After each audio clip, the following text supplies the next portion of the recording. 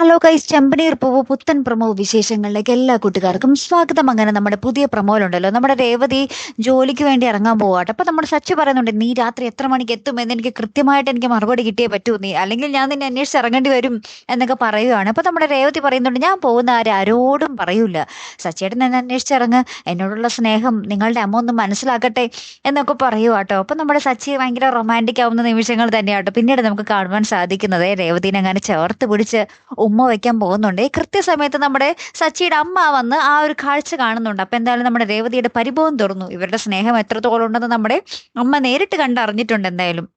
അതിന് പിന്നാലെ നമ്മുടെ രേവതിയുടെ അടുത്ത് വെറുതെ സംസാരിക്കാൻ വരുവാണ് നമ്മുടെ വർഷ. അപ്പൊ നമ്മുടെ രേവതി ഇങ്ങനെ വർഷയോട് ചോദിക്കുന്നുണ്ട്, ഇവിടുത്തെ ആന്റി നിന്നോട് ഭയങ്കര മോശമായിട്ട് സംസാരിച്ചാൽ നീ എന്ത് ചെയ്യും എന്ന് ചോദിക്കുന്നുണ്ട്. അപ്പൊ തന്നെ നമ്മുടെ വർഷ ഒരു ചട്ട കൊടുത്തിട്ട്, ഈ ചട്ടകം കണ്ടില്ലേ രേവതി ചേച്ചി, ഈ ചട്ട കൊടുത്ത് നല്ല തീയിലങ്ങാട് ചൂട്ട് പഠിപ്പിച്ചിട്ട് ആന്റിയുടെ പുറത്തങ്ങാട് എക്സ് അങ്ങാട് ഏത് ഇതും പറഞ്ഞിട്ടെന്ന് അപ്പൊ നമ്മുടെ വർഷ പറയുന്നുണ്ടേ. അപ്പൊ ഈ പറയുന്നതൊക്കെ ഈ രേവതി ചോദിക്കുന്നതും നമ്മുടെ വർഷ അതിന് മറുപടി കൊടുക്കുന്നതും ഒക്കെ നമ്മുടെ ചന്ദ്രമതി അപ്പുറത്തൊന്ന് കേൾക്കുന്നുണ്ട്. അപ്പൊ ചന്ദ്രമതി ആകെ ഇങ്ങനെ പേടിച്ച് നിൽക്കുകയാണേ.